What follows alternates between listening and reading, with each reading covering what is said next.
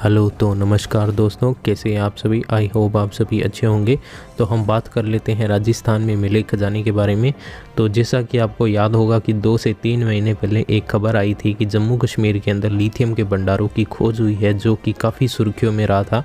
जम्मू कश्मीर के अंदर लगभग 6 मिलियन टन लिथियम प्राप्त हुआ था, परंतु अब एक बड़ी खोज भारतीय उत्खनन विभाग ने साझा की है कि राजस्थान में लिथियम के भंडार मिले हैं, जो कि जम्मू कश्मीर के अंदर मिले लिथियम के भंडारों से कई गुना अधिक है। तो कहाँ से मिले हैं ये लिथियम के भंडार और कितना मिला है, साथ ही साथ लिथियम किस काम आता है, साथ ही साथ लिथियम के मिलने से राजस्थान व देश की अर्थव्यवस्था पर क्या प्रभाव पड़ेगा, इसके बारे में पूरी जानकारी लेकर के आया हूँ। तो वीडियो को लाइक कर दीजिए व चैनल को सब्सक्राइब कर दीजिए। तो चलिए वीडियो शुरू करते हैं। तो सबसे पहले हम जानते हैं कि लिथियम के भंडार है वो कहाँ पर मिले हैं। तो भारतीय उत्खनन विभाग के अनुसार राजस्थान में लिथियम के भंडार ऐतिहासिक ज़िले, जहाँ पर पूर्व में भी जो खनिजों के लिए बहुत प्रसिद्ध रहा है, नागौर के अंदर मिले हैं।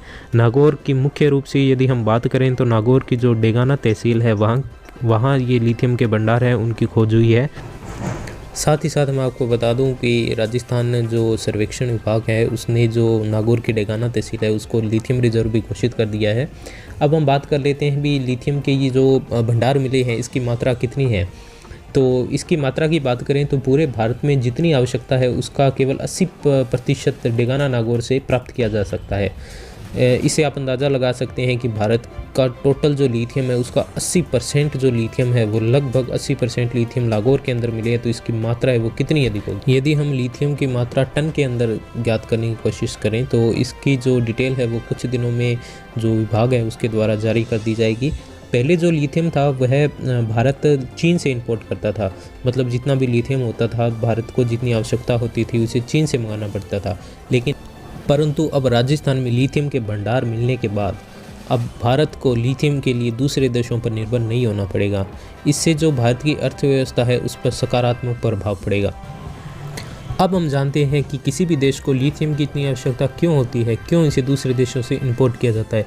तो लिथियम का जो मुख्य रूप से यूज़ है वो इलेक्ट्रिक जो उपकरण होते हैं, जैसे कि आपका फ़ोन हो गया और जो लैपटॉप हो गया, टीवी हो गया, आदि उपकरणों को बनाने में किया जाता है। साथ ही साथ जो लिथियम का यूज़ है वो इनकी इलेक्ट्रॉनिक उपकरण की बैटरी बनाने में किया जाता है। फ़ोन की बैटरी हो गई, लैपटॉप की बैटरी हो गई, ये जो ट्रक के अंदर जो बैटरी होती है, कार के अंदर बैटरी होती है, जो ट्रैक्टर के अंदर जो बैटरी होती है, ये जो बैटरी होती है ये लिथियम की बनी होती है। इसलिए सरकार को इसे दूसरे देशों से मंगाना पड़ता है यदि हमारे पास नहीं है तो। और साथ ही साथ जो इलेक्ट्रिक वाहन होते हैं वो तो पूरा बैटरी पर ही चलता है, तो उसके अंदर भी जो बैटरी लगी होती है वो लिथियम की बनी होती है।